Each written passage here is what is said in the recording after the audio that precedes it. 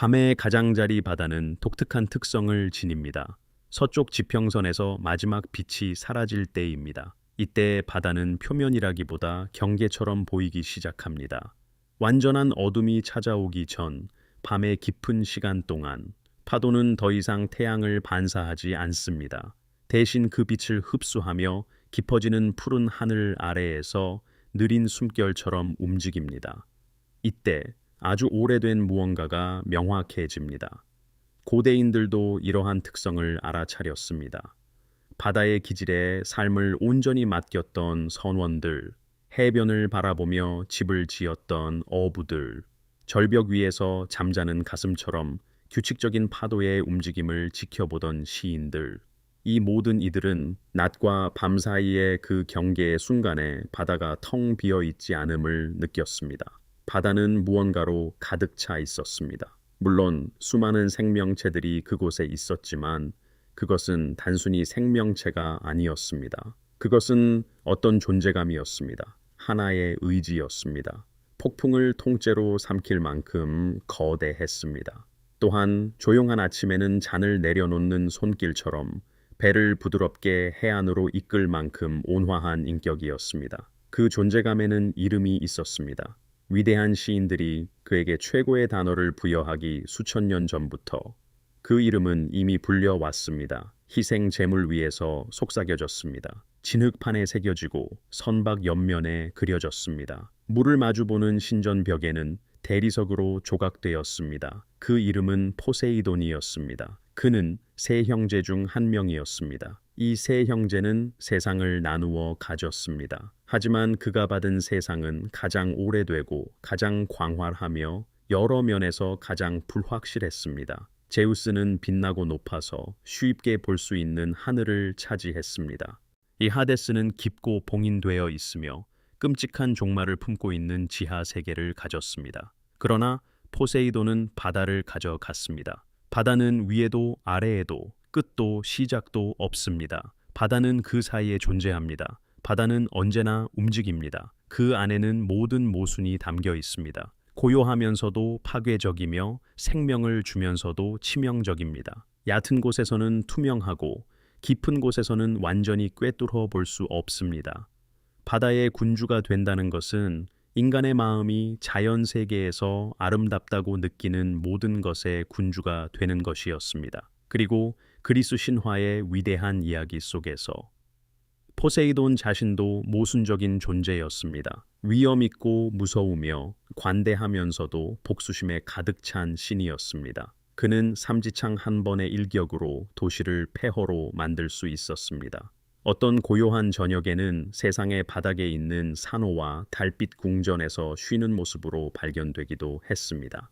깊은 바다의 느린 대화에 귀 기울이면서 말입니다. 그는 대지에 흔드는 자, 검은 머리의 군주, 말의 조련자, 선박의 구원자였습니다. 그는 오래된 존재였습니다. 어쩌면 그에 대한 이야기들이 암시하는 것보다 훨씬 더 오래되었을지도 모릅니다. 고대 그리스의 위대한 철학 도시들이 언덕 위에 세워지기 훨씬 전 호메로스가 일리아드를 노래하고 헤시오도스가 신들의 세대를 세심한 순서로 정리하기 훨씬 전부터 포세이돈은 이미 숭배받고 있었습니다.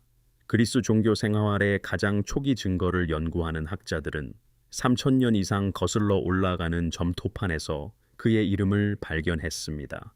이 이름은 후대 그리스인들이 사용한 알파벳이 아니라 오늘날 선형 비문자라고 알려진 훨씬 더 오래된 문자로 쓰여 있었습니다.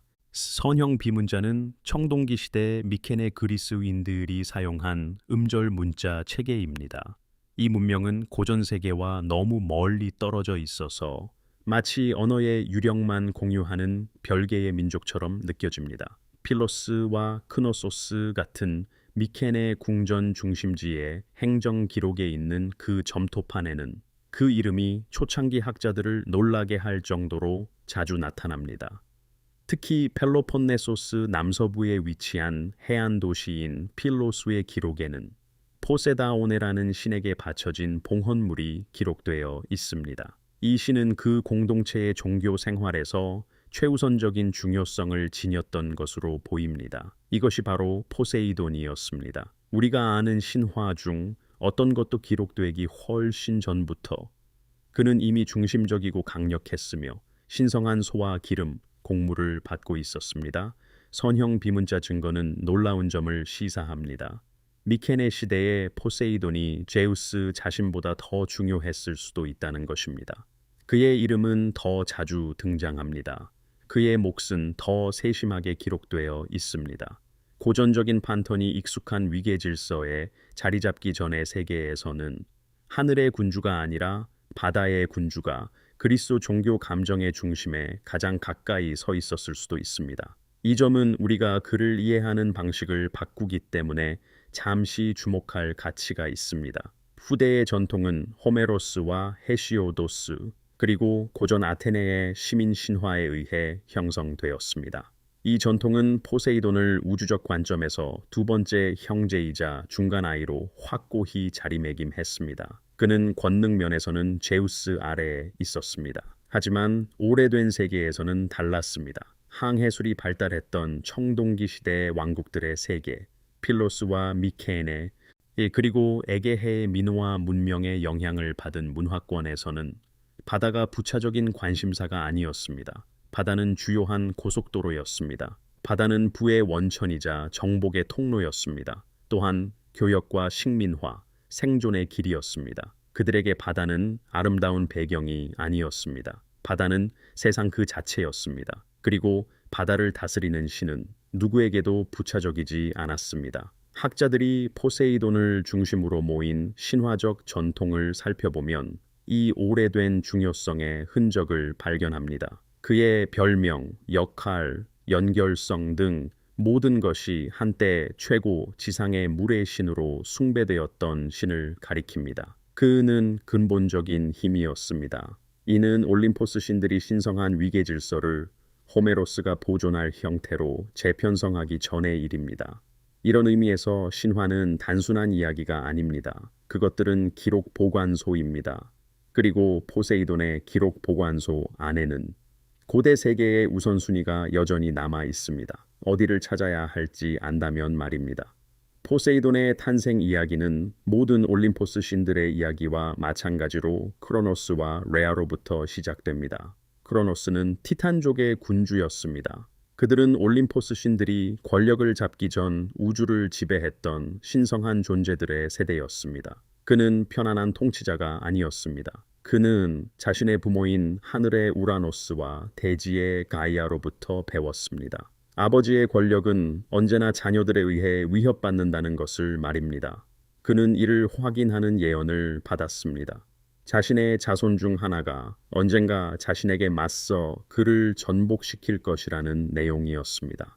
그가 한때 자신의 아버지를 전복시켰던 것처럼 말입니다. 이 예언에 대한 그의 반응은 자녀들이 태어나는 순간 삼켜버리는 것이었습니다. 그들은 하나씩 세상에 나왔습니다. 그리고 크로노스는 레아의 팔에서 그들을 하나씩 데려가 삼켰습니다. 그가 두려워했던 위협으로 성장하기 전에 그들을 자신 안으로 다시 데려갔습니다. 그는 화로의 여신 헤스티아를 삼켰습니다. 수학의 여신 데메테르를 삼켰습니다. 올림포스 신들의 여왕이 될 헤라를 삼켰습니다. 죽은 자들의 군주가 될 하데스를 삼켰습니다. 그리고 바다의 신 포세이돈을 삼켰습니다. 그는 아기였을 때 아버지의 뱃속으로 사라졌습니다. 그곳에서 어둠 속에 살면서 기다렸습니다. 이 이야기에는 아르카디아 전통에 보존된 또 다른 버전이 있습니다. 이 버전은 고대 세계가 포세이돈을 어떻게 이해했는지에 대해 훨씬 더 놀라운 점을 시사합니다. 이 이야기에 따르면 레아는 포세이돈이 삼켜지는 것을 단순히 지켜보지 않았습니다. 그녀는 그를 숨겼습니다. 포세이돈이 태어났을 때 레아는 크로노스에게 자신이 말을 낳았다고 말했습니다. 그리고 그녀는 아이 대신 망가지를 크로노스에게 주어 삼키게 했습니다. 실제 아기는 아르카디아 만티네이아 사람들의 양떼 속에 숨겼습니다. 이 특정 버전의 이야기는 매우 흥미롭습니다. 다른 어떤 신화도 시작되기 전에 포세이돈을 말과 직접 연결하기 때문입니다. 그것은 신과 동물의 연결이 시간이 지나면서 발전한 것이 아니라는 점을 보여줍니다. 이야기를 통해 축적된 연관성이 아니라 그것은 바로 탄생의 기원에 존재하는 것이었습니다. 즉, 그의 탄생 구조에 내재된 것이었습니다. 말이 그를 대신합니다. 그는 동물들 사이에 숨겨져 있습니다. 아레오카디아 전통이 기억하는 어떤 근본적인 의미에서 그는 바다의 신이 되기도 전에 이미 말의 신이었습니다. 이것이 바로 신화 속에 남아있는 고대의 층입니다. 누군가가 의식적으로 보존하기를 선택했기 때문이 아니라 이야기 자체가 오랜 기억을 가지고 있기 때문입니다. 삼켜진 자녀들의 해방은 막내 제우스의 지략을 통해 이루어졌습니다. 제우스는 레아의 다른 속임수로 구원받았습니다. 레아는 제우스를 크레타 섬에서 몰래 키우는 동안 크로노스에게는 포대기에 쌓인 돌멩이를 주었습니다. 제우스가 힘을 키운 후 돌아와서 그의 아버지가 삼켰던 모든 올림포스 신들을 토해내게 했습니다. 그리고 우주의 기반을 뒤흔드는 전쟁이 시작되었습니다. 이것이 티타노마키, 즉 티탄족과 올림포스 신들의 전쟁이었습니다. 고대 기록에 따르면 이 전쟁은 10년 동안 지속되었습니다. 하늘은 찢어졌다가 다시 만들어졌습니다. 산들은 흔들렸습니다. 바다는 자신이 담을 수 없는 힘에 혼란스러워하며 사방으로 동시에 흘러넘쳤습니다. 포세이돈도 이 전쟁에서 싸웠습니다. 그는 마침내 아버지의 몸에서 해방되었습니다. 감금되었던 모든 세월 동안 그 안에서 축적되어 온 힘을 휘두르면서 말입니다. 그 힘은 아직 삼지창으로 집중되지 않았고 신화가 나중에 묘사할 형태로 조직되지도 않았지만 거대하고 원시적이며 준비된 상태였습니다. 티탄족이 패배하고 땅 아래 가장 깊은 구덩이인 타르타로스에 던져졌을 때 세상은 마침내 올림포스 신들이 다스리게 되었습니다. 그리고 분배가 시작되었습니다. 세 형제 사이의 우주 분배는 모든 그리스 신화에서 가장 근본적인 순간 중 하나입니다. 그것은 그리스인들이 이해하는 세상이 올바른 질서를 갖추게 된 순간입니다. 제우스, 포세이돈, 하데스는 분배를 놓고 다투지 않았습니다. 이 적어도 가장 널리 보존된 기록들은 그것이 제비 뽑기로 결정되었다고 전합니다. 우연히 제비나 토큰을 뽑는 방식이었습니다. 이러한 무작위성은 그 자체로 신성한 공정함의 일종이었습니다. 이는 어떤 형제도 선택할 수 없게 하여 다른 형제들이 불평하는 것을 막았습니다.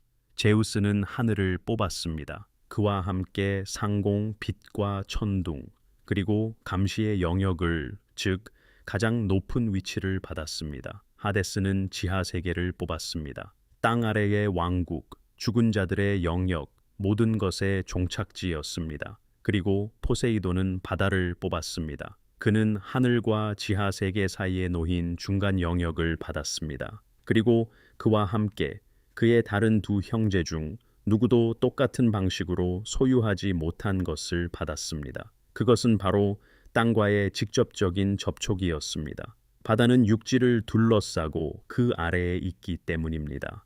고대 그리스인들의 세계 구조 이해에 따르면 땅은 물 위에 떠 있습니다. 포세이돈은 바다를 지배함으로써 모든 도시, 모든 들판, 모든 산 아래의 땅을 또한 지배합니다. 그는 단순히 세상 옆에 있는 것이 아닙니다. 매우 현실적인 의미에서 그는 세상의 기반입니다. 이것이 그의 가장 중요한 칭호 중 하나가 가이에노코스, 즉 대지를 지탱하는 자였던 이유입니다. 그는 바다의 군주가 아니었습니다. 단순한 지배자도 아니었습니다. 그는 대지 그 자체를 제자리에 붙들어 매는 존재였습니다. 포세이돈이 화를 내면 땅이 흔들렸습니다. 그가 해저 궁전 아래에서 움직일 때 그의 발걸음은 바위를 통해 진동을 보냈습니다. 그리스 세계에서 지진은 지질학적 사건이 아니었습니다. 어떤 현대적인 의미에서도 지각판의 이동이 아니었습니다. 그것은 포세이돈이 거칠게 숨을 쉬거나 삼지창으로 대지를 치거나 잠결에 몸을 뒤척이는 것이었습니다. 고대 그리스 도시 아래에서 땅이 흔들릴 때마다 그것은 신의 기분을 나타내는 징조로 이해되었습니다.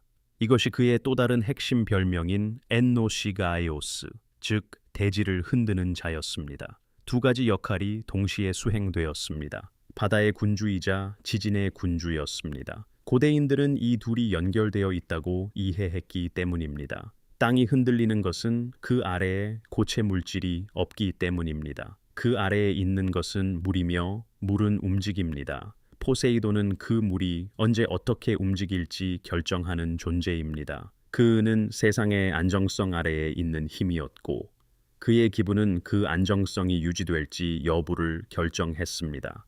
삼지창은 그의 힘을 드러내는 도구였습니다. 그것은 다른 어떤 상징보다 그를 잘 나타내는 무기이자 도구였습니다. 삼지창은 모든 고대 종교에서 가장 즉시 알아볼 수 있는 신성한 상징 중 하나입니다. 삼지창은 세 개의 갈래를 가졌습니다. 가운데 갈래가 가장 길었고 바깥쪽 두 개는 약간 휘어져 있었습니다. 삼지창의 전체 길이는 사람 키만큼 컸습니다. 예술적 전통에 따르면 그것은 금속과 더 원초적인 어떤 것 사이에서 만들어졌습니다. 마치 주인과 함께 바다 밑바닥에서 올라온 것처럼 보였습니다.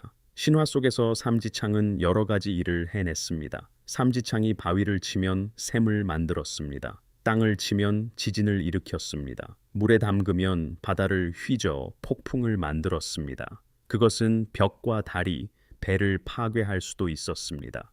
또는 한 번의 수평으로 쓸어 넘기는 동작으로 파도를 잠재울 수도 있었습니다. 본질적으로 삼지창은 신의 변화 능력을 상징합니다. 안정된 것을 움직이게 만들거나 혼란스러운 것을 정리하는 능력입니다. 일부 고대 해설자들은 세 개의 갈래가 세 가지 영역을 의미한다고 제안했습니다. 물과 땅, 그리고 그 사이의 공간을 말입니다. 세 개의 갈래는 파도 자체의 세 가지 본질을 나타내기도 했습니다. 다가오고 부서지고 물러나는 것을 의미했습니다. 또한 세 개의 갈래는 바다가 변함없이 지나가는 과거, 현재, 그리고 미래를 상징했습니다. 정확한 상징이 무엇이든 삼지창은 고대인들에게 권위를 전달했습니다. 삼지창은 이 존재가 저항할 수 없는 힘을 지배한다고 말했습니다. 포세이돈이 올림포스에서 내려와 살았던 곳이 있었습니다. 그가 높은 산에서 신들의 회의에 참석하지 않을 때였습니다. 그곳은 바다 아래의 궁전이었습니다. 그 궁전은 산호와 보석, 깊은 물을 통해 걸러진 청록색 빛으로 지어졌습니다. 고대 예술은 그것을 명백히 건축물인 구조물로 일관되게 묘사했습니다. 홀과 기둥, 정원을 갖추고 있었습니다. 하지만 대리석이나 돌 대신 해저의 재료로 지어졌습니다. 산호 기둥들은 기이한 나무 줄기처럼 솟아 있었습니다. 바닥은 조개 껍데기로 상감되어 있었습니다. 조개 껍데기는 위에서 오는 희미한 빛을 받아 해류에 따라 변하는 패턴으로 흩뿌렸습니다. 깊은 바다의 생물들이 시종과 수행원으로 홀을 돌아다녔습니다. 네레이드라 불리는 바다 요정들이었습니다. 그들은 포세이돈의 통치 이전에 존재했던 고대 바다 신 네르스의 50명의 딸들이었습니다. 이제 그들은 그의 궁정에 편입되었습니다. 물고기들은 탁 트인 하늘의 새들처럼 쉽게 복도를 오갔습니다. 반인반어의 트리톤들은 주인의 명령에 따라 소라 껍데기를 불었습니다. 이것은 파도를 부르거나 잠잠하게 하기 위함이었습니다. 그의 전차는 청동 발굽을 가진 신성한 말들이 끌었습니다. 말들의 갈기는 바다 거품처럼 흘러내렸습니다. 포세이돈은 그가 지나는 곳마다 고요한 흔적을 남기며 자신의 영역을 이동했습니다. 바다는 주인을 알아보고 그가 다가오자 경외심을 가지고 잠잠해졌습니다. 이곳은 세상 속의 세상이었습니다. 고대 선원들이 보지 못한 채 그 위를 항해했던 바다 아래의 왕국이었습니다. 그들은 모든 배의 용골 아래에 포세이돈의 의지에 따라 움직이는 신성한 생명체의 온전한 문명이 존재한다는 사실을 몰랐습니다. 그는 마침내 자신의 여왕을 이 해저 궁전으로 데려왔습니다. 그녀의 이름은 암피트리테였습니다. 그녀는 네레이드 중 한 명으로 바단 요정이었습니다. 또한 고대 네르스 자신의 딸이었습니다. 이로 인해 그녀는 신성한 지위로 승격된 단순한 필멸의 신부가 아니었습니다. 그녀는 이미 바다의 일부이자 포세이돈이 다스리는 세상의 일부였습니다. 전해지는 신화에 따르면 구애는 즉각적이지 않았습니다. 암피트리테는 그의 관심을 환영하지 않았습니다. 포세이돈이 처음 그녀에게 다가갔을 때였습니다. 그녀와 자매들은 낙소스 섬 해변에서 황혼 무렵 바다 요정들처럼 춤을 추고 있었습니다. 그때 그녀는 도망쳤습니다. 그녀는 정확히 말하면 두려워하지 않았습니다. 하지만 내키지 않았습니다. 그녀는 세상의 가장자리까지 도망쳐 몸을 숨겼습니다. 알려진 바다의 한계를 표시하는 기둥 너머였습니다. 그곳은 너무나 외딴 곳이어서 시내에 탐색하는 시선조차 그녀를 찾기 어려웠습니다. 포세이돈은 자신의 입장을 변호하기 위해 사자들을 보냈습니다. 이 구애에 대한 가장 상세한 기록에 따르면 이 사자들 중 한 명은 돌고래였습니다. 돌고래는 아름답고 설득력 있는 생물이었습니다. 그 돌고래는 암피트리테를 먼 은신처에서 찾아냈습니다. 그리고 그녀에게 바다신의 그리움에 대해 부드럽게 말했습니다. 그녀를 기다리는 궁전에 대해서도 이야기했습니다. 그녀가 돌아오면 공유할 왕국에 대해서도 말했습니다. 그것이 돌고래의 설득력 때문이든 아니면 단순히 시간이 저항에 미치는 통상적인 작용 때문이든 암피트리테는 결국 동의했습니다. 그녀는 바다를 건너 깊은 바다의 여왕이 되기 위해 돌아왔습니다. 포세이돈은 자신의 결혼을 가능하게 해준 돌고래에게 너무나 감사했습니다. 그래서 그는 그 돌고래의 형상을 별들 사이에 두었습니다. 오늘날까지 돌고래 자리인 델피누스 별자리는 여름 하늘에 떠 있습니다. 작은 별들의 무리가 그 고대 임무의 기억을 간직하고 있습니다. 그들의 결혼은 아들을 낳았습니다. 그는 포세이돈의 전령이자 바다 그 자체의 목소리가 되었습니다. 그의 이름은 튜리톤이었습니다. 그는 모습에서 아버지와 달랐습니다. 포세이돈은 허리 위로 온전히 인간의 형상이었고 강력하고 어깨가 넓었으며 해수가 흐르는 검은 머리카락을 가졌습니다. 반면 트리톤은 더 오래되고 더 기이한 존재였습니다. 그의 하반신은 물고기 또는 때로는 뱀의 꼬리였습니다. 그는 보통의 수영 방식이 아니라 자신이 사는 요소에 완전히 속하는 유동적인 움직임으로 물속을 움직였습니다. 그는 소라 껍데기를 들고 다녔습니다. 그것은 바다의 거대한 나선형 나팔이었습니다. 그가 소라 껍데기를 불면 바다는 복종했습니다. 소라 껍데기 소리는 수면을 가로질러 바다 깊은 곳까지 울려 퍼졌습니다. 그 신호의 파도가 오르거나 내리고 폭풍이 모이거나 흩어졌습니다. 이 바다는 누가 자신의 주인인지 기억했습니다. 트리톤은 후기 신화적 전통에서 단 한 명의 인물이 아니었습니다. 그는 여럿이 되었습니다. 튜리톤이라는 단어는 하나의 범주, 즉 바다 생물의 한 종류가 되었습니다. 그래서 예술가들과 시인들은 튜리톤을 복수형으로 언급했습니다. 그들은 바다신을 모시고 세상의 물을 가로질러 그의 뜻을 수행하는 인어 종족이었습니다. 그러나 가장 오래된 전통에서는 단 한 명의 튜리톤, 단 한 명의 전령, 단 하나의 목소리가 있었습니다. 그는 포세이돈과 암피트리테의 아들이었습니다. 산호와 조개 껍데기로 된 궁전에서 태어났습니다. 해저 왕국의 첫 번째이자 가장 진실된 아이였습니다. 그리스 종교 생활의 수백 년 동안 포세이돈에게 달라붙은 모든 연관성 중에서 말과의 연관성만큼 기묘하거나 오래된 것은 없었습니다.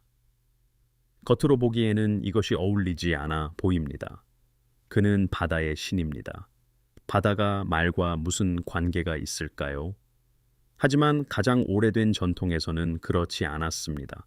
전 고전적 이해 방식을 보존한 아르카디아 신화에서 리니어 비 점토판에서 그리고 그리스 문학 전반에 걸쳐 지속적으로 나타나는 일련의 신화에서 포세이돈과 말은 뗄 수 없는 관계였습니다. 그의 호메로스식 칭호는 그를 바다의 군주이자 말 조련사라고 동시에 부릅니다. 마치 이러한 역할이 두 가지 별개의 것이 아니라 동일한 근본적인 힘의 두 가지 표현인 것처럼 말입니다. 흥미롭게도 고대 그리스어는 이 연결의 언어적 메아리를 보존합니다. 샘, 즉 물의 샘이나 우물, 근원이라는 단어와 말이라는 단어는 밀접하게 관련되어 있었습니다.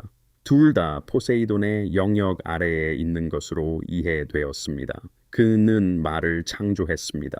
이 그는 샘을 창조했습니다. 그는 자신의 삼지창으로 땅을 쳤고 필요에 따라 둘 중 하나가 솟아났습니다. 이 두 가지는 동일한 힘의 측면이었습니다. 땅 속에서 솟구쳐 나와 앞으로 돌진하는 야생적인 에너지였습니다. 신 자신이 길들이기로 선택할 때까지는 통제할 수 없었습니다. 말이 어떻게 생겨났는지에 대한 신화는 때때로 포세이돈에게 직접 기인했습니다. 그는 자신의 통치 초기 시절 삼지창으로 땅을 쳤을 때였습니다. 그는 바다 거품이나 땅에서 첫 번째 말을 창조했다고 전해집니다. 어떤 버전에서는 그가 말을 특별히 선물로 창조했습니다. 다른 버전에서는 힘의 시현으로 창조했습니다.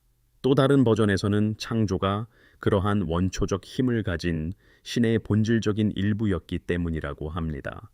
바다에서 온 말은 신성한 기원을 가진 동물이었습니다. 이 신화의 많은 버전에서 첫 번째 말들은 말 그대로 파도에서 솟아났습니다. 그들은 해변으로 질주하면서 갈기에서 물보라를 흔들었습니다. 그 말은 그 신성함을 속도와 열정, 그리고 생물이 견딜 수 있는 한계에서 움직이려는 의지 속에 담고 있었습니다. 고대 그리스인들이 포세이돈에게 말을 희생할 때였습니다. 그들은 다양한 신전에서 말을 강과 샘, 그리고 바다 그 자체로 이끌어 제사를 지냈습니다. 그들은 무언가를 그 근원으로 되돌려주는 것이었습니다. 말은 신에게서 왔습니다. 말은 신에게로 돌아갔습니다. 순환이 완성되었습니다. 초기 신화적 전통에는 한 이야기가 있습니다. 그 이야기는 포세이돈을 또 다른 위대한 올림포스 신과 직접적인 경쟁에 놓았습니다. 아테나가 될 도시의 신성한 수호신이 누가 될 것인가에 대한 문제였습니다.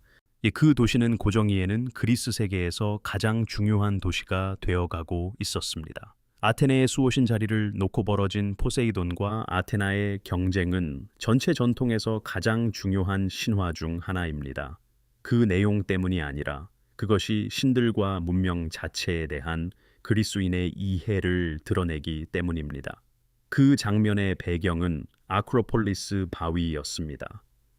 그것은 아티카 평원에서 솟아오른 거대한 석회암 고원이었습니다. 이 고원은 결국 파르테논 신전으로 장식될 예정이었습니다. 그 도시는 젊었습니다. 여전히 이름과 정체성을 찾아가고 있었습니다. 포세이돈과 아테나 모두 그 도시의 수호신이 되기를 열망했습니다.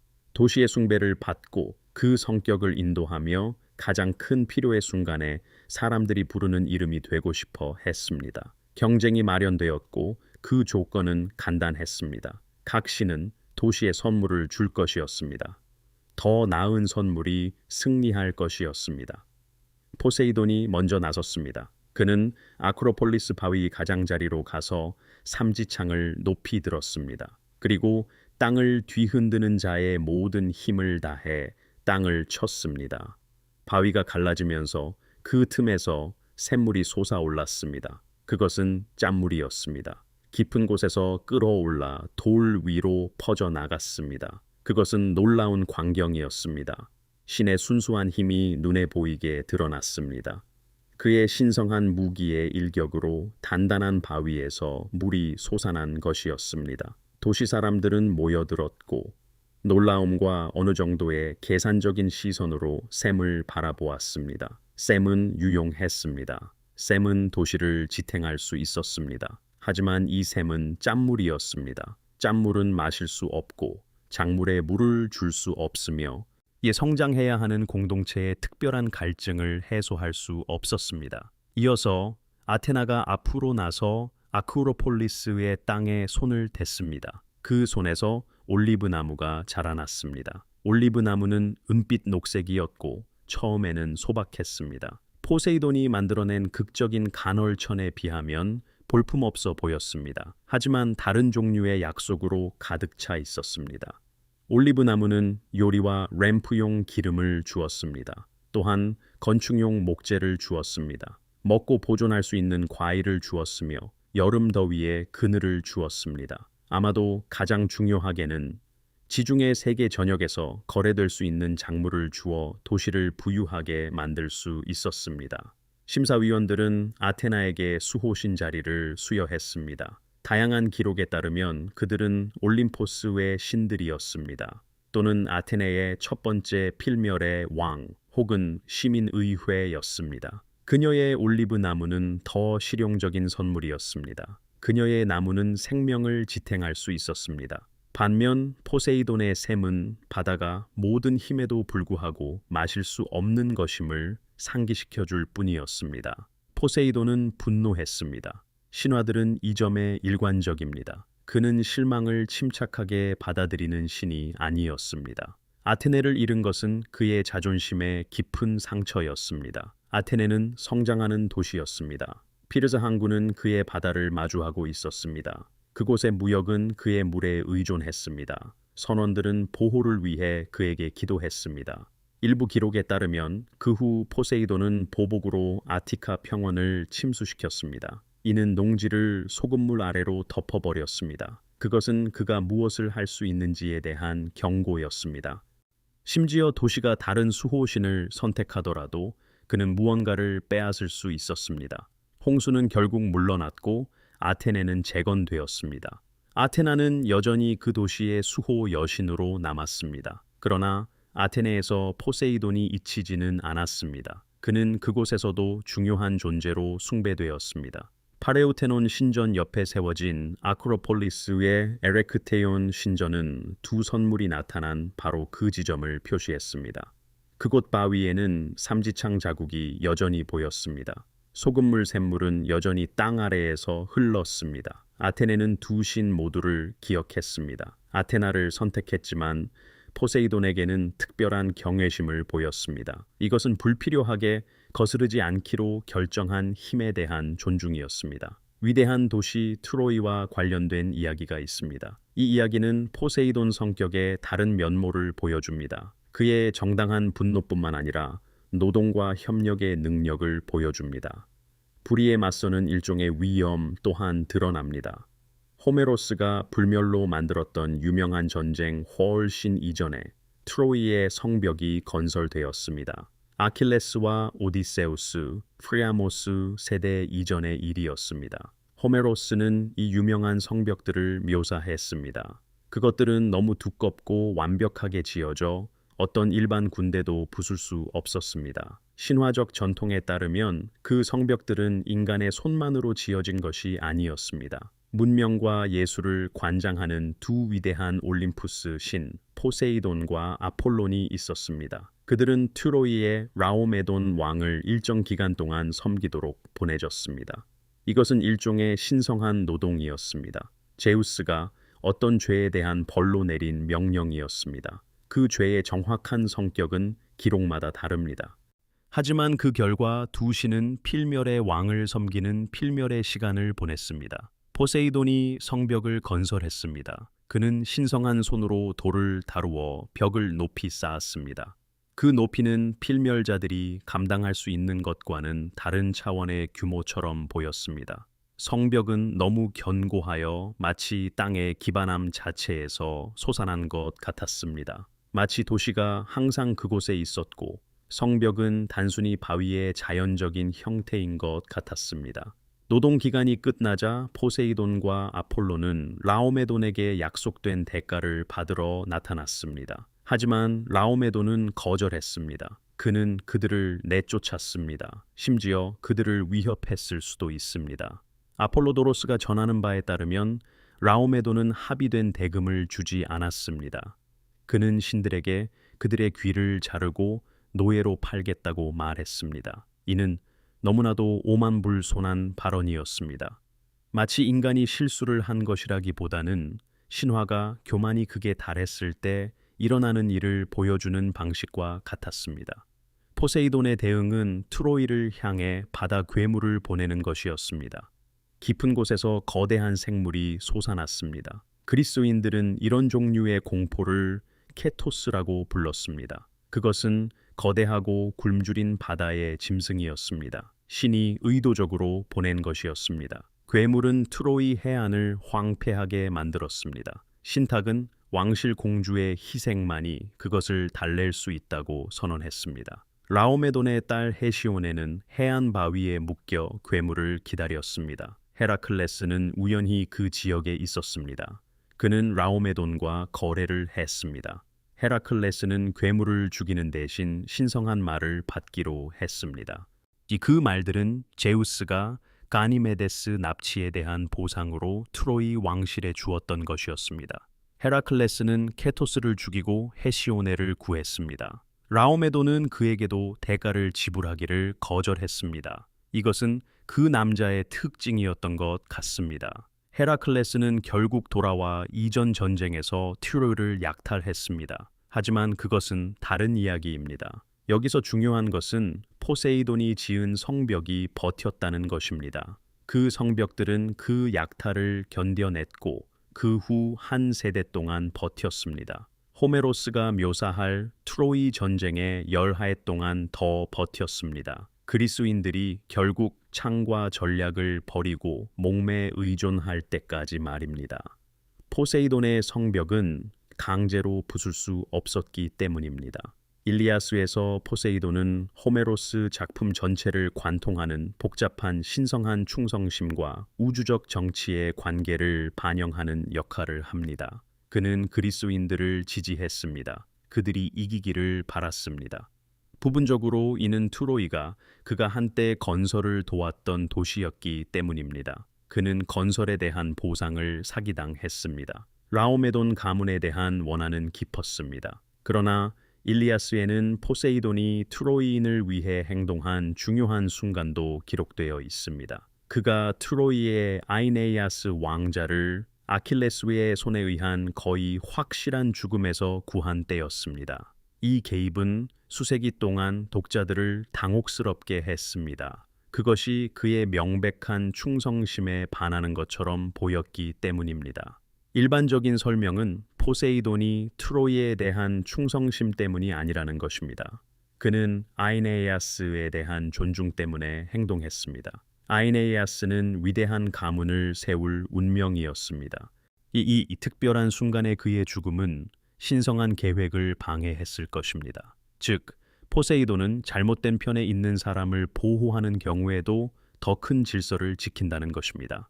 이것은 지구의 지지자 가이에노코스라는 그의 역할과 일치합니다. 그는 단순히 당파적인 존재가 아닙니다. 그의 모든 분노와 경쟁심 아래에는 구조적인 유지를 위한 힘이 있습니다. 그는 사물을 제자리에 있도록 유지합니다. 그러나 오디세이아에서 포세이돈은 가장 온전히 자신 본연의 모습이 됩니다. 고대 세계의 상상 속에서 그가 될 신의 모습이 가장 분명하게 드러납니다.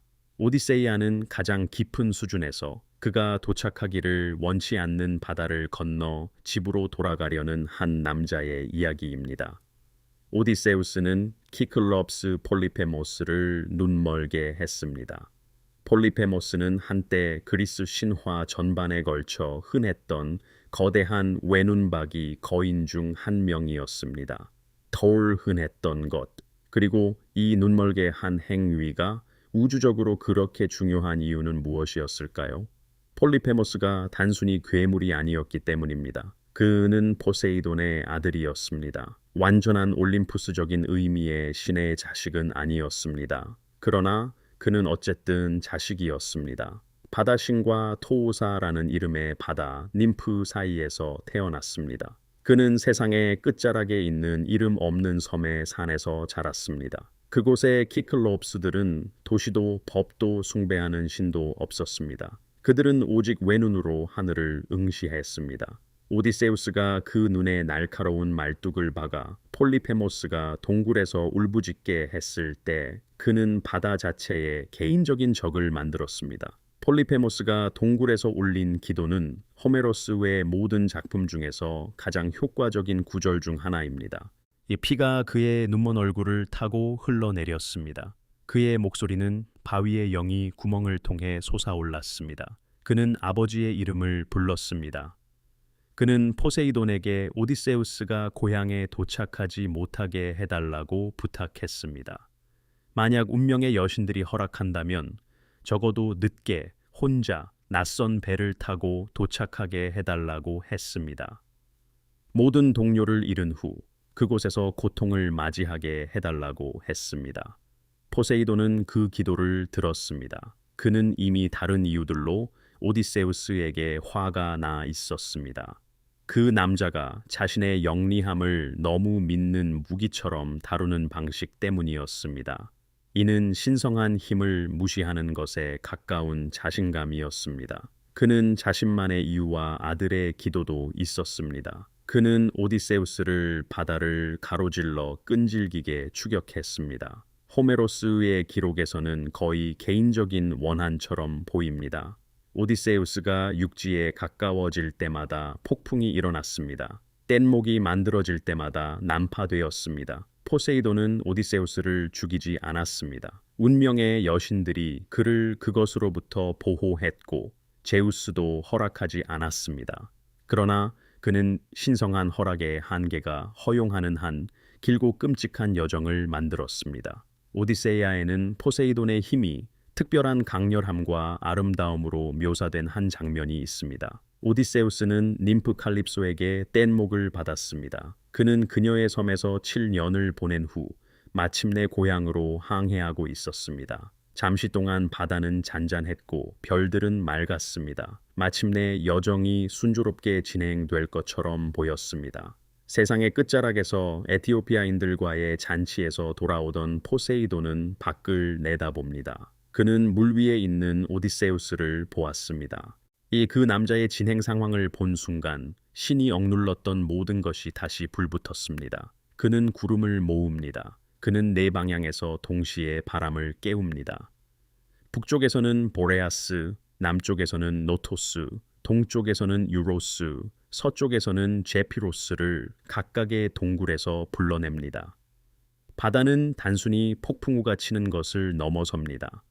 그것은 서사시의 서술 언어가 거의 담을 수 없는 폭풍을 초월한 무언가가 됩니다. 파도는 하늘을 가릴 높이로 치솟습니다. 바람은 동시에 여러 방향으로 절규합니다. 뗏목은 몇 초 만에 휘말리고 뒤집히며 거의 부서질 지경이 됩니다. 마지막까지 실용적인 오디세우스는 그 순간의 공포 속에서도 충분히 명확하게 생각합니다. 그는 그저 익사하여 모든 것을 끝내야 할지 고민합니다. 그리고는 더 나은 생각을 하고 꽉 붙잡습니다. 포세이돈은 자신이 만든 혼돈을 지켜봅니다. 본문에 따르면 바다신은 만족감 같은 것을 느꼈다고 합니다. 그리고는 떠났습니다. 이것조차도 단지 경고일 뿐 결말은 아니었기 때문입니다. 펠롭스라는 젊은이와 관련된 신화가 있습니다. 이것은 포세이돈을 전혀 다른 시각으로 보여줍니다. 그는 땅을 뒤흔드는 자나 파괴자가 아닙니다. 오히려 더 부드럽고 애정 표현에 더 인간적이며 필멸의 아름다움의 세계와 더 연결된 존재입니다. 신들은 불멸성에도 불구하고 항상 이 세계에 끌렸습니다. 펠롭스는 탄탈로스의 아들이었습니다.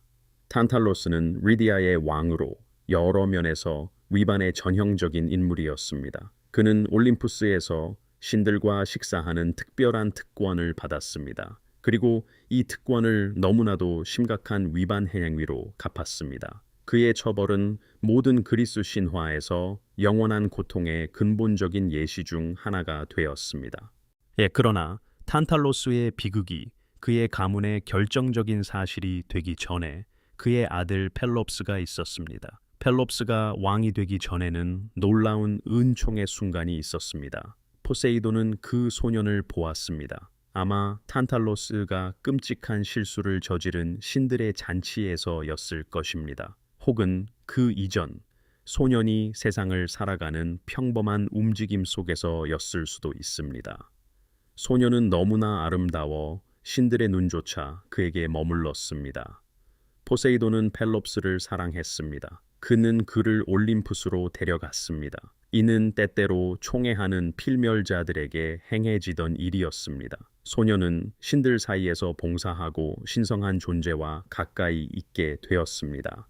그는 소년에게 선물을 주었습니다. 불멸의 말들이 끄는 전차였습니다. 그 전차는 어떤 지상의 팀도 따라올 수 없는 속도로 움직였습니다. 말들의 발굽은 거의 땅에 닿지 않았습니다. 그들의 보폭은 필멸자들이 사는 세상과는 다른 물리학 질서에 속하는 것의 보폭이었습니다. 펠롭스가 필멸의 세계로 돌아와 히포다미아의 손을 얻으려 했을 때였습니다. 히포다미아는 오이노마오스의 딸이었습니다. 오이노마오스는 모든 딸의 구혼자들에게 전차 경주를 제안한 왕이었습니다. 그는 이미 13명을 뒤에서 따라잡아 결승선에 도달하기 전에 죽였습니다. 이때 차이를 만든 것은 포세이돈의 선물이었습니다. 펠롭스는 불멸의 말들을 몰았습니다. 그는 신들 사이에서 한동안 살았던 사람의 우아함으로 말을 몰았습니다. 그는 필멸의 전차 몰입꾼들이 이해하지 못했던 속도에 대한 무언가를 알고 있었습니다. 그의 승리에는 어두운 요소도 있었습니다. 뇌물을 받은 전차 몰입꾼과 파괴된 차축이 관련되어 있었습니다. 이 신화는 이것을 인정하면서도 그것이 야기하는 도덕적 문제를 완전히 해결하지는 않는 경향이 있습니다. 하지만 불멸의 말들이 그 승리의 기반이었습니다. 그것들은 포세이돈의 사랑이 실제적인 형태로 만들어진 것이었습니다. 신성한 애정이 이기는 힘으로 변모된 것이었습니다. 펠롭스는 경주에서 이겼습니다. 그는 히포다미아를 얻었습니다. 그는 그리스 지리에 너무나도 중요하여 오늘날까지 그의 이름이 남아있는 지역의 왕이 되었습니다. 그곳은 펠로폰네소스입니다. 문자적으로는 펠롭스의 섬이지만 실제로는 반도입니다. 그리스 본토 남부 지역으로 좁은 육지 조각으로 북쪽과 연결되어 있습니다. 세면이 포세이돈의 바다로 둘러싸여 있습니다. 아테네의 위대한 영웅이자 왕인 테스스에 대한 질문은 포세이돈을 또 다른 영역으로 이끌었습니다. 이는 논쟁의 여지가 있는 혈통, 필멸의 운명을 결정하는 신성한 조상, 그리고 바다신이 신화 속 가장 복잡한 인물들의 아버지로서 짊어진 비범한 책임에 대한 것이었습니다. 테세우스의 잉태는 의도적으로 모호했으며 이 모호함 자체가 의미 있었습니다. 그의 어머니 아이트라는 같은 밤에 두 존재와 동침했습니다. 한 명은 필멸의 존재인 아테네 왕 아이게우스였고 다른 한 명은 신인 포세이돈이었습니다. 이렇게 태어난 이는 테세우스였습니다. 그는 완전히 신성하지도 완전히 필멸적이지도 않았으며 두 존재의 잠재력을 모두 지니고 있었습니다. 일부 고대 기록은 그의 신성한 혈통을 강조하기를 선호했습니다. 그를 받아 신의 아들로 만들어 제우스의 아들인 헤라클레스와 비교할 만한 영웅적 정체성을 부여했습니다. 다른 기록들은 불확실성을 인정하며 더욱 신중했습니다. 그러나 테스스 신화의 가장 극적으로 완전한 버전에서는 신성한 혈통이 결국 끔찍한 결과를 초래하는 순간에 스스로 증명됩니다.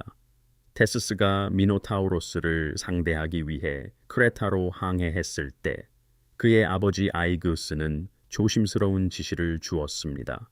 미노타우로스는 크노소스 궁전 아래에 미로에 갇혀 있었던 황소 머리 괴물이었고 아테네 젊은이들을 먹고 살았습니다. 그가 살아남아 집으로 돌아온다면 뱃의 돛을 검은색에서 흰색으로 바꾸어야 했습니다. 순이 온 곳 절벽 위에서 지켜보던 아이그우스는 멀리서 아들이 돌아오는 것을 알 수 있었습니다. 테세우스는 승리에 도취되어 비범한 생존이 주는 몽롱함 속에서 잊어버렸습니다. 그는 검은 돛을 달고 집으로 항해했습니다.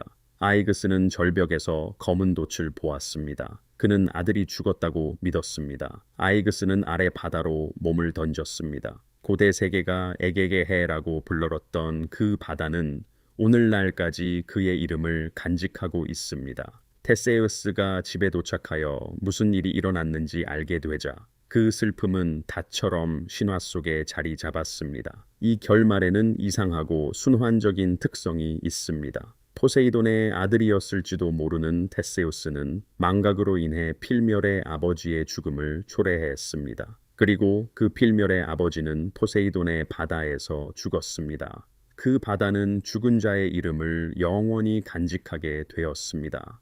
바다는 기억합니다. 아이게우스가 떨어진 그 바람부는 곧 바로 수니온 고제 포세이돈을 위한 가장 중요한 신전 중 하나가 서 있었습니다. 수니온에 있는 포세이돈 신전은 아티카 반도의 최남단에 위치합니다. 아테네에서 남쪽으로 42마일 떨어진 곳입니다. 그곳은 삼면이 물로 곧장 떨어지는 하얀 석회암 절벽 위에 있습니다. 남쪽에서 접근하는 고대 선원들은 먼 거리에서 그것을 볼 수 있었습니다.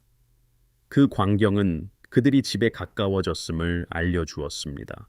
위험한 에게해의 공해는 아티카 해안에 보호된 수로로 바뀌고 있었습니다. 이 신전은 종교적일 뿐만 아니라 항해적인 의미에서도 방향을 제시하는 행위였습니다. 배를 파괴할 수 있는 신은 가장 큰 안도감을 주는 지점에서 인정받았습니다. 그것은 선원이 무언가를 의미하는 땅을 처음 본 순간이었습니다. 원래 34개의 기둥 중 14개가 아직 서 있습니다. 그 하얀 대리석은 수세기 동안 바닷바람과 소금기 있는 공기에 의해 상처를 입었습니다. 이 기둥 중 하나에는 19세기 영국 시인의 이름이 새겨져 있습니다. 지중해를 여행하며 방문했던 바이런 경은 그 고대 돌에 흔적을 남기는 것을 참지 못했습니다. 고대에는 사람들이 다른 종류의 흔적을 남겼습니다. 예를 들어 봉헌물이나 더 세심하게 조각된 기도문이 있었습니다. 배나 말 조각상 모양의 청동 봉헌물도 있었습니다. 이것들은 선원들이 안전하게 도착했을 때 신에게 주었던 물건들이었고 그들은 여행의 원을 닫기를 원했습니다. 고린토 근처의 포세이돈 선격, 즉 중앙 그리스와 펠로폰네소스를 연결하는 좁은 육지 다리인 이스트모스에서 이스트미아 경기가 열렸습니다. 이 경기는 네 개의 위대한 범그리스 축제 중 하나였습니다. 이 축제는 서로 다른 도시 국가와 식민지 출신 그리스인들을 공유된 종교적 정체성 아래 모았습니다. 다른 세 경기는 제우스를 위한 올림픽, 아폴로를 위한 피티아 경기, 그리고 다시 제우스를 위한 네메아 경기였습니다. 이 포세이돈을 위한 이스트미아 경기는 경년으로 봄에 개최되었습니다. 이때는 또한 그리스 항해의 해가 본격적으로 시작되는 계절이었습니다. 바다가 믿을 수 있게 통행 가능해졌고 배들이 자신감 있게 출항할 수 있었습니다. 이 시기는 우연이 아니었습니다. 항해 시즌 초에 바다의 신을 경배하는 것은 종교적이면서도 실용적이었습니다. 이는 이번 시즌의 항해가 이익으로 끝날지 재앙으로 끝날지 결정할 존재의 호의에 투자하는 것이었습니다.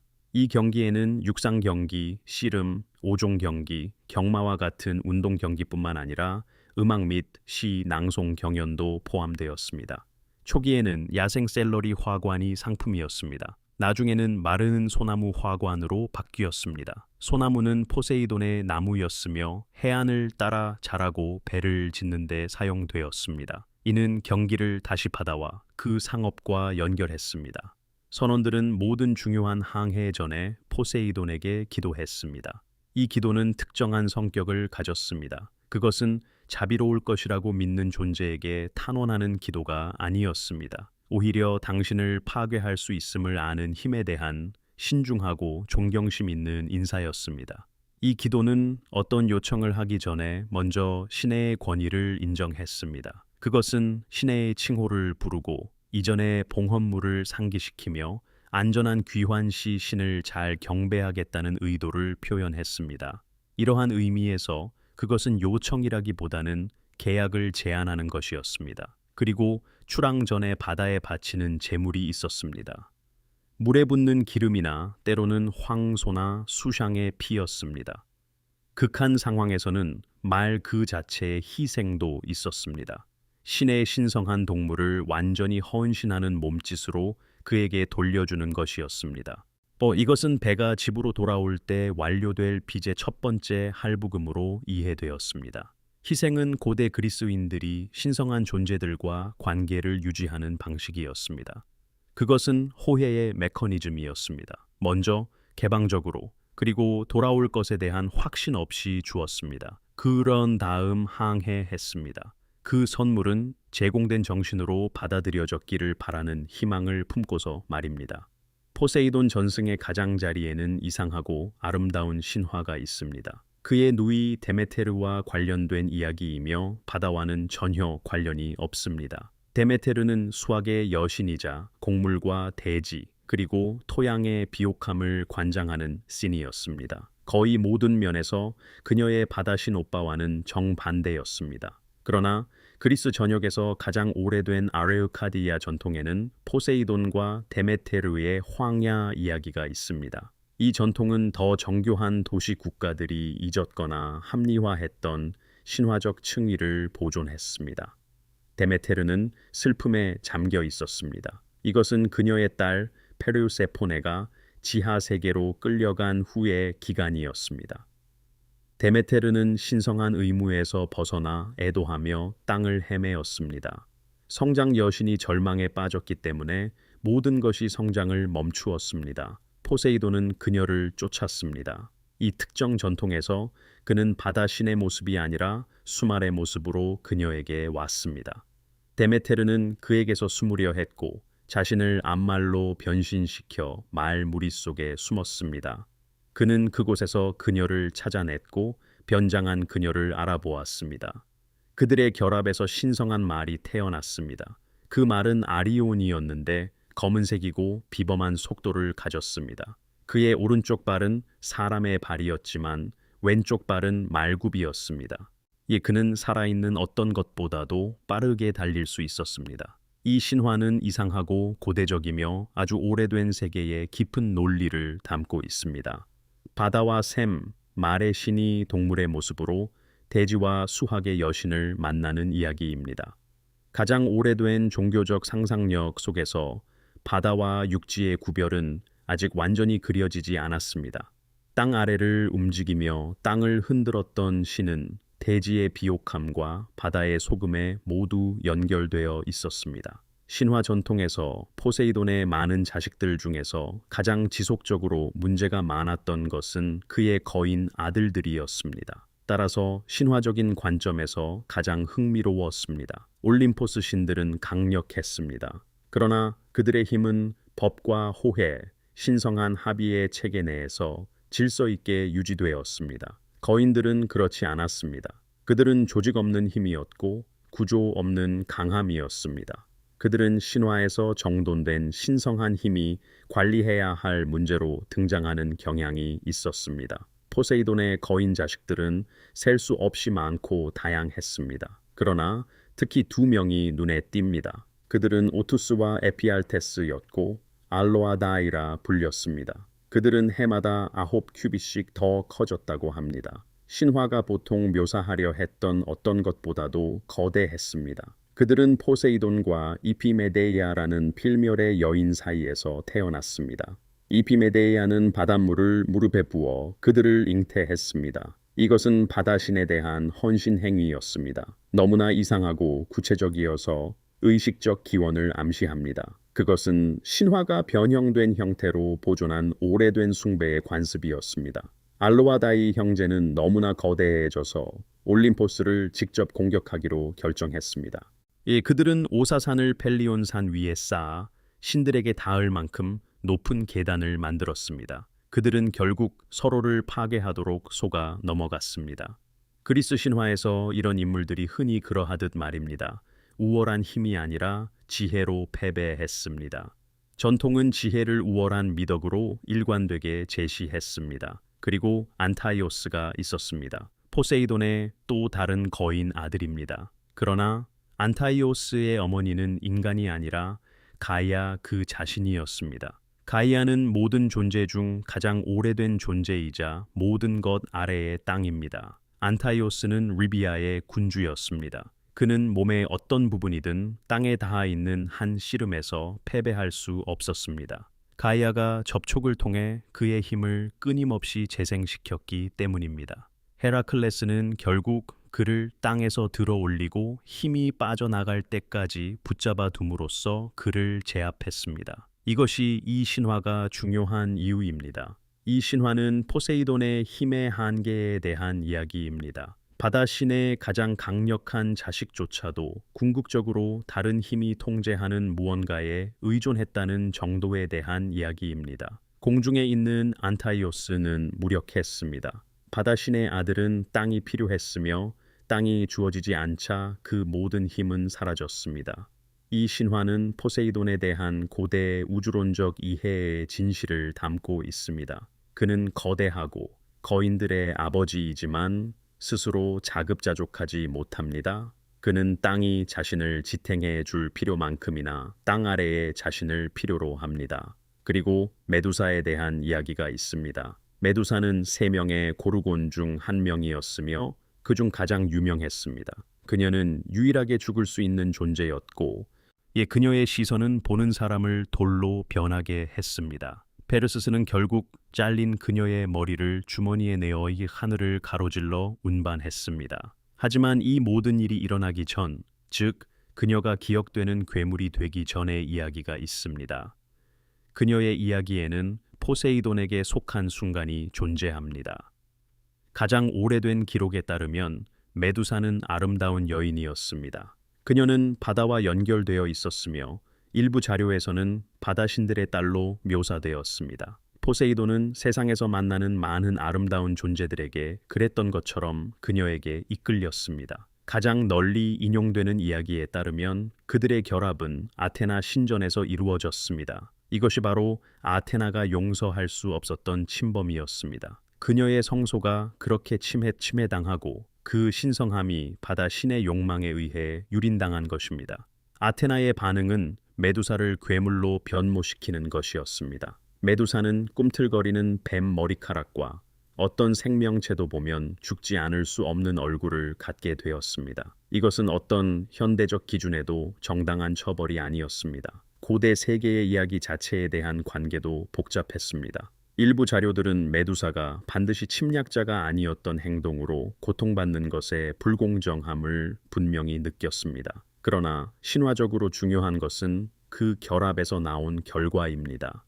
페르세스가 결국 메두사의 목을 베었을 때 그녀의 피가 바다에 닿으면서 두 신성한 존재가 솟아났습니다. 하나는 전사 거인 크리사오르였습니다.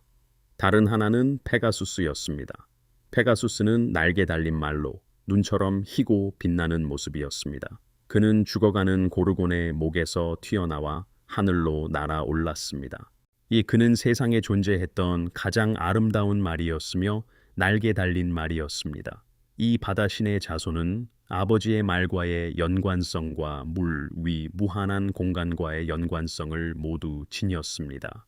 페가수스는 헬리콘산의 히포크렌의 샘과 연결되었습니다. 이 샘은 페가수스가 자신의 발굽으로 산을 쳐서 만든 것이었습니다. 다시 말해 포세이돈의 아들이 아버지가 했던 행동을 반복하여 만든 셈이었습니다. 그것은 바위에 부딪히는 말굽의 작은 규모로 재현된 아버지의 삼지창 일격이었습니다. 산에서 물이 솟아 나왔습니다. 이 셈은 무사 여신들에게 신성한 장소가 되었습니다. 시 자체는 포세이돈의 혈통에서 흘러나왔습니다. 신에서 말로, 말에서 셈으로, 셈에서 예술적 영감의 여신들로 여러 변형 단계를 거쳐 이어졌습니다. 여기에는 창의성과 파괴가 반대되는 개념이 아니라는 신화적인 인식이 담겨 있습니다.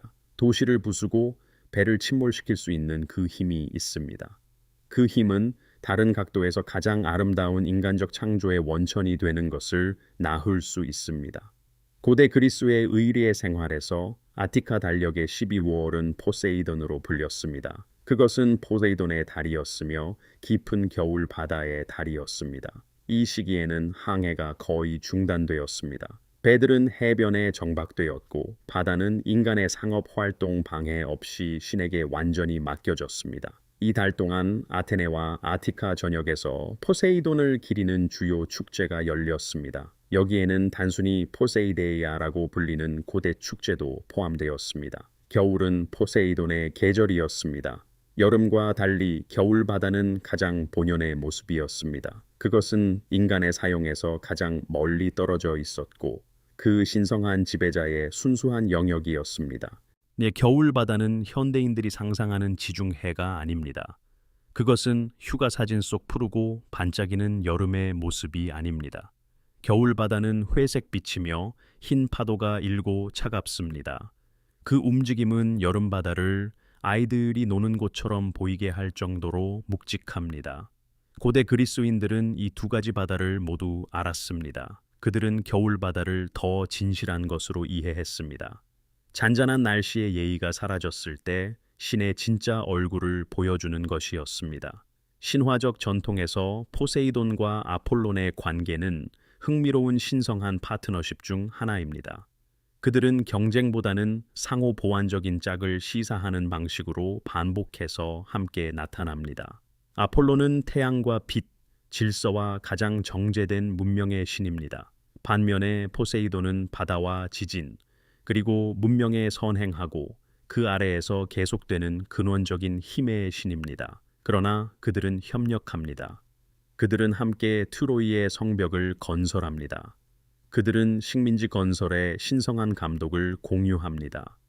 아폴로는 델포이에서 승인과 지시를 제공합니다.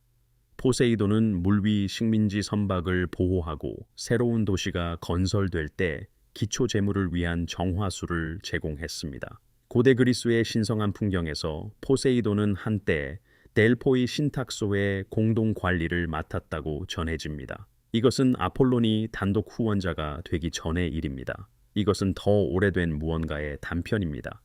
그 당시에는 권력들이 다르게 조직되어 있었습니다.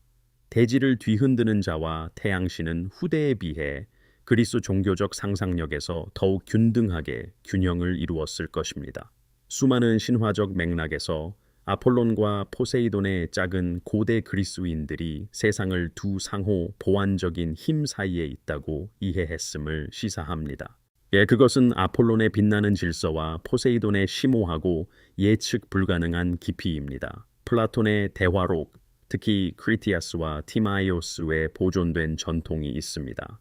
이 이상하고 아름다운 텍스트에서 플라톤은 하나의 문명을 묘사했습니다. 그 문명은 실제로 존재했을 수도 있고 전적으로 그의 철학적 구성물이었을 수도 있습니다.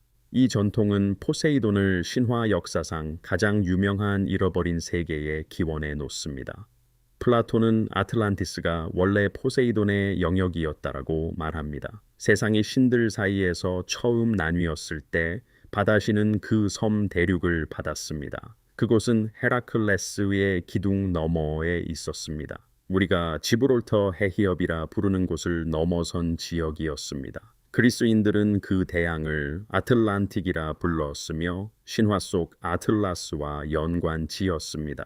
그는 섬에서 자신이 사랑했던 클레이토라는 필멸의 여인을 발견했습니다.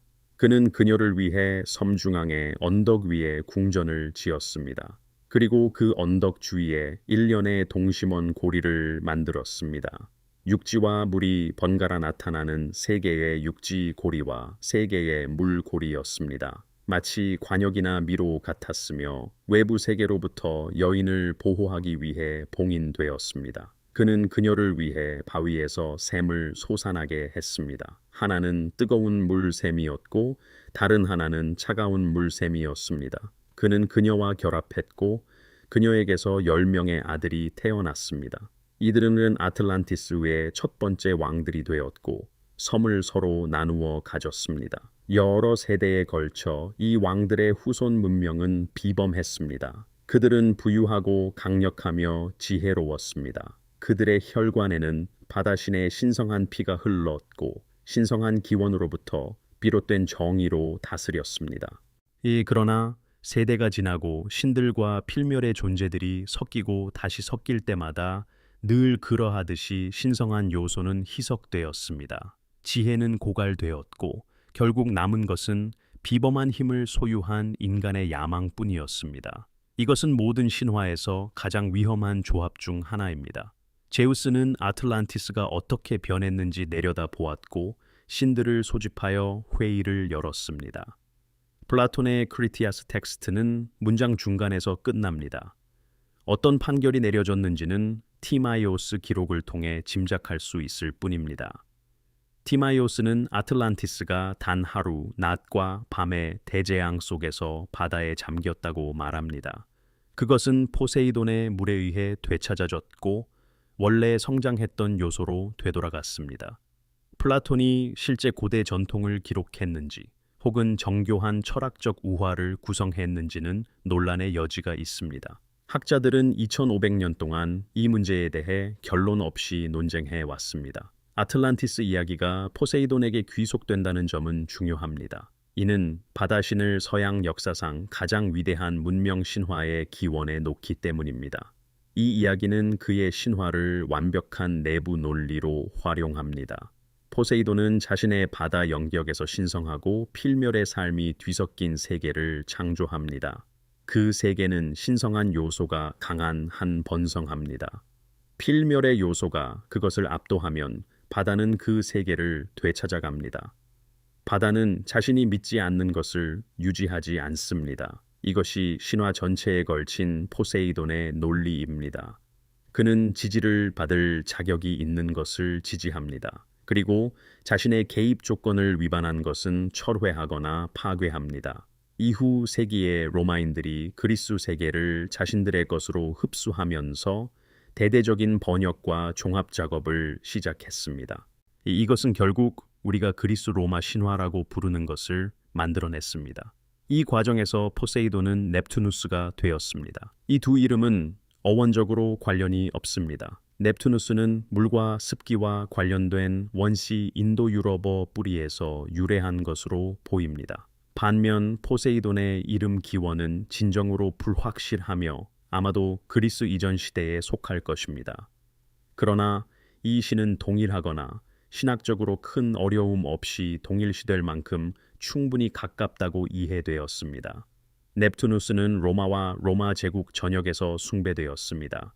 7월에는 넵투날리아라는 축제가 거행되었습니다. 이것은 여름 중 가장 덥고 건조한 시기였습니다. 로마 세계는 무역을 위한 바다, 관계를 위한 강, 식수를 위한 쌈 등 모든 형태의 물에 가장 의존하고 있었습니다. 이 축제는 나뭇가지와 잎으로 피난처를 짓고 그 아래에 모이는 것을 포함했습니다. 학자들은 이를 여름 더위 속 시원함과 그늘에 대한 의례적 인식으로 해석했습니다. 즉, 물을 관장하는 신에게 구원을 호소하는 일종의 행위였습니다. 로마 문학 및 예술 속 넵투누스의 성격은 그리스 신화의 포세이돈보다 다소 차분합니다. 그는 삼지창을 들고 바다 전차를 타지만 그리스 전통에 침울하고 열정적인 신보다 덜 변덕스럽습니다. 그는 필멸의 존재들의 일에 덜 개인적으로 관여하는 것처럼 보였습니다. 심해의 행정적인 인물에 더 가까웠습니다. 이러한 성격의 변화는 육상 기반 제국이었던 로마가 바다와 맺었던 관계를 반영합니다. 이는 문명 전체가 바다를 중심으로 건설되었던 해상 그리스 도시 국가들과는 달랐습니다. 바다신은 그의 초기 숭배자들을 놀라게 했을지도 모르는 형태로 고대 세계의 몰락 이후에도 살아남았습니다.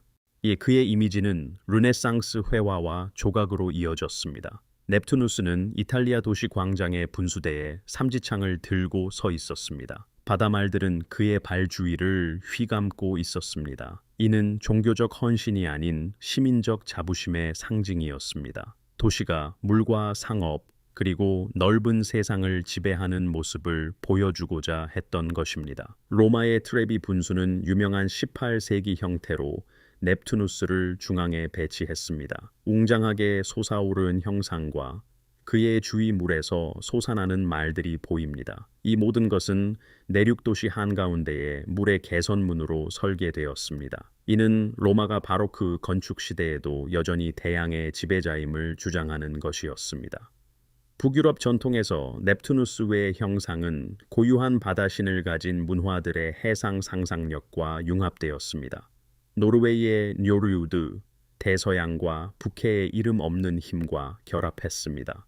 이는 예술과 문학에서 혼성적인 형상들을 창조했습니다. 이 형상들은 완전히 포세이돈은 아니었지만 항상 그에게 빚진 바가 있었습니다. 현대에 와서 그 신의 이름은 더욱 멀리 퍼져나갔습니다.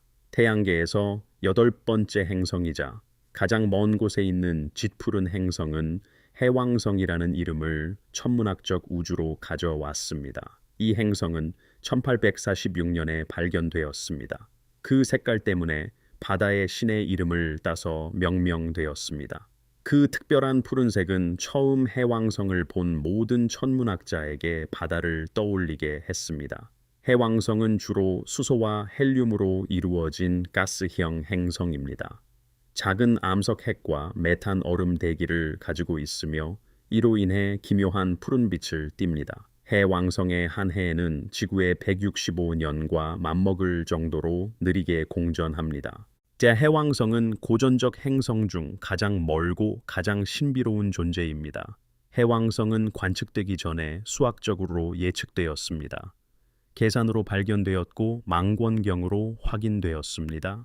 해왕성의 거대한 폭풍, 즉 지구 크기만 한 사이클론 시스템인 대흑점은 마치 아물지 않는 상처처럼 표면을 가로질러 움직였습니다. 해왕성은 지진의 신의 이름에 걸맞은 적절한 보금자리입니다. 무언가 거대하고 푸른 것이며 우리가 계산할 수 있지만 방문할 수 없는 힘에 의해 움직입니다. 이것은 우리가 알 수 있는 것의 가장자리에 있습니다. 고대 신화 전체를 살펴보면 포세이돈의 모습은 바다의 신이라는 단순한 명칭이 시사하는 것보다 더 풍부하고 복잡합니다. 그는 일부 전승에서 가장 오래된 우주적 힘의 존재였습니다. 청동기 시대에 가장 면밀히 관찰된 신이기도 했습니다. 아테네를 거의 차지할 뻔했던 경쟁자였고 1000년 동안 지속될 작업을 건축했습니다. 신화 속 가장 비범한 존재들의 아버지이자 아름다운 것을 추구하는 자였습니다. 또한 그는 바다를 건너는 만큼 긴 원한을 품고 있었습니다. 호메로스의 이야기에 따르면 그의 분노는 10년 동안 10,000마일에 달하는 물길에 걸쳐 추적될 수 있었습니다. 그는 또한 땅 아래의 힘이었습니다. 제우스가 위에서 지구를 다스리는 동안 그는 아래에서 지구를 붙들고 있었습니다. 그는 보이는 세상 아래에 잊혀진 지지하는 존재였습니다. 수니온과 코린토스의 신전들 그리고 에게해의 연안 전역에서 그의 숭배자들은 콘크리트와 전기의 세상에서 있기 쉬운 사실을 이해했습니다. 그것은 땅 자체가 무언가 위에 놓여 있다는 것입니다. 이 안정성은 소유되는 것이 아니라 빌려오는 것이며 모든 인간 정착촌, 가장자리의 바다는 배경이 아니라 활동적인 조건이라는 것을요. 포세이돈은 그 조건을 상기시키는 존재였습니다. 그는 세상이 견고하지 않다는 사실에 부여된 이름이었습니다. 지금 그에게 남아있는 것은 우리가 때때로 인정하는 것 이상입니다. 바다를 마주하는 모든 도시는 어떤 자녀적인 의미에서 그의 영역 안에 있습니다. 항구에서 출항하는 모든 배는 세상에 어떤 겹겹이 쌓인 기억 속에서 기도를 올리는 것입니다. 해안선을 흔드는 모든 지진은 인간의 종교적 상상력의 깊은 시간 속에서 그의 발자국입니다. 그에 대해 수천 년 동안 전해진 신화들은 단순한 오락만이 아니었습니다. 그 신화들은 인간과 통제할 수 없는 힘 사이의 관계에 이름과 인격을 부여하려는 시도였습니다. 그 힘은 인간을 먹이고 죽이는 바다였습니다. 또한 인간을 붙들고 흔드는 땅이었으며 인간을 섬기지만 앞지를 수 있는 말이었습니다. 포세이돈은 그 모든 것을 정직하게 바라보고 이렇게 말했을 때 얻는 것이었습니다. 이것은 무작위가 아닙니다. 이것은 얼굴을 가지고 있습니다. 이것은 우리가 말을 걸 수 있는 존재입니다. 밤의 특정 시간에 바다에 특별한 고요함이 찾아옵니다. 바람이 잦아들고 파도마저 망설이는 듯 물이 무언가를 듣는 것 같습니다. 고대 선원들은 이 고요함을 알았고 존중했습니다. 그들은 이것을 공허함으로 해석하지 않았습니다. 그들은 이것을 집중이라고 해석했습니다. 그것은 신이 수면에 가장 가까이 다가오고 그의 세계와 그들의 세계 사이의 경계가 가장 얇아지는 순간이었습니다. 그러한 순간에 현명한 선원은 조용히 말했습니다. 그는 자신이 빚진 것을 기억하고 배의 부드러운 흔들림 속에서 유아 때 느꼈던 것과 같은 움직임을 느꼈습니다. 그리고 그것이 무엇인지 이해했습니다. 그것은 위협도, 정확히 말하면 위안도 아니었습니다. 그것은 헤아릴 수 없이 거대한 무언가의 숨결이었습니다. 그 무언가는 그가 태어나기 훨씬 전부터 움직였고 그 이후로도 오래도록 움직일 것이었습니다. 결국 포세이돈의 신화는 규모에 관한 신화입니다. 이것은 너무나 광대하여 이해할 수 없는 무언가의 가장자리에 서서 절망 대신 관계를 선택하는 것이 어떤 느낌인지에 대한 것입니다. 고대 그리스인들은 그 광대함에 이름을 붙였습니다. 그들은 광대함에 얼굴과 삼지창을 주었습니다. 산호궁전과 흰 갈기 말, 그리고 수평선에서 소라 껍데기를 부는 아들도 주었습니다. 그들은 그것을 당신이 말을 걸 수 있는 존재로 만들었습니다. 그리고 그것을 말할 수 있는 존재로 만들므로써 그들은 적어도 잠시 동안 세상을 살아남을 수 있는 무언가처럼 느끼게 했습니다. 포세이돈의 궁전은 여전히 그곳에 존재합니다. 깊이 상상되고 신중하게 이름 지어진 것들은 그것을 명명한 특정 전통이 사라진 후에도 세상의 상상 속에 오랫동안 남아있는 경향이 있기 때문입니다. 그것은 바다가 가장 깊은 곳, 즉 해저에 자리 잡고 있습니다. 구체적인 장소를 원한다면 마리아나 해구에 있습니다. 물론 고대 그리스인들은 마리아나 해구에 대해 알지 못했습니다. 그들은 바다의 가장 깊은 곳을 수평선 너머로 상상했습니다. 그곳은 헤라클레스의 기둥 너머 어떤 배도 도달한 적 없는 물의 일부였습니다. 그리고 그것은 여전히 대략적으로 사실입니다. 바다의 가장 깊은 곳들은 지구상에서 가장 적게 방문되는 장소들로 남아 있습니다. 달 표면보다 인간 경험에서 더 멀리 떨어져 있습니다. 그곳은 햇빛이 닿지 않는 완전한 어둠 속입니다. 공중을 위해 만들어진 어떤 것도 으스러뜨릴 만큼 압력이 강한 곳에서 무언가가 움직입니다. 물은 움직입니다. 그것은 40억 년 동안 움직여 왔습니다. 그것에 이름을 붙일 포세이돈이 있기 훨씬 전부터 움직였습니다. 산호궁전을 상상할 그리스인이 있기 훨씬 전부터 움직였습니다. 그 위를 항해할 바에나 안전한 귀환을 위해 어둠의 신에게 기도할 선원들이 있기 훨씬 전부터 움직였습니다. 그리고 그것은 인간의 존재에 대해 똑같이 무관심하게 계속 움직일 것입니다. 우리가 부여한 모든 이름이 잊힌 지 오래된 후에도 말입니다. 그러나 지금 이 특별한 어둠 속에서 귀에 들릴 듯 말 듯한 물소리와 함께 이름은 남아 있습니다. 고대 이야기의 무게가 침전물처럼 가라앉아도 이름은 붙들려 있습니다. 포세이돈, 가이에노코스, 에노시가이오스, 땅을 붙드는 자, 땅을 흔드는 자. 깊고 검은 머리의 군주는 자신이 만든 고요함 속을 청동 발굽 전차를 타고 달립니다. 바다는 그 앞에서 갈라지고 뒤에서 닫히며 그가 지나간 흔적을 남기지 않습니다. 모든 것이 물의 기억에 남기는 흔적, 즉 아무것도 아니면서 모든 것인 흔적을 제외하고는 말입니다. 바다의 신은 기억될 필요가 없습니다. 그는 결코 움직임을 멈춘 적이 없습니다. 그러나 그를 위해 만들어진 신화들, 그의 명예를 기리기 위해 전해진 이야기들, 그리고 순조롭게 끝난 항해와 그렇지 못한 항해, 시작에서 물 위로 올려진 기도들은 다릅니다. 그것들은 다른 종류의 기록입니다. 그것들은 인간이 바다가 너무 중요하고 너무 무섭고 너무 아름답고 그 안에 움직이는 모든 것에 이름을 부여하지 않고서는 마주할 수 없다라고 결정했을 때의 모습입니다. 그들은 바다에 이름이 있다고 결정했습니다. 그들은 그것이 포세이돈이라고 결정했습니다. 그리고 이제 고요함 속에서 고대 이야기가 안전하게 항구로 들어온 배처럼 안식에 들었으니 그것으로 충분합니다. 바다는 여전히 그곳에 있으며 어둡고 헤아릴 수 없습니다. 그것은 거대한 존재들이 숨 쉬는 방식대로 숨을 쉽니다. 천천히, 그리고 표면이 시사하는 것보다 훨씬 깊은 시면으로 숨을 쉽니다. 그 위 어딘가에서 돌고래 자리, 즉 델피누스는 밤하늘을 돌고 있습니다. 그 돌고래는 신의 메시지를 암피투리테에게 전했고 자신의 별무리로 영예를 얻었습니다. 서두를 필요가 없는 것들의 인내심으로 밤하늘을 돌고 있습니다. 파도는 밀려오고 밀려갑니다. 신은 지구를 붙듭니다. 세상은 물 위에 놓여 있습니다. 그리고 바닥 어딘가 푸른 녹색의 어둠 속 산호와 조개 껍데기 궁전에서 고대 신화들은 잠들어 있습니다. 그것들은 긴 밤의 이야기가 끝날 때 늘 취해야 할 형태 그대로 조용히 그리고 끝없이 잠들어 있습니다.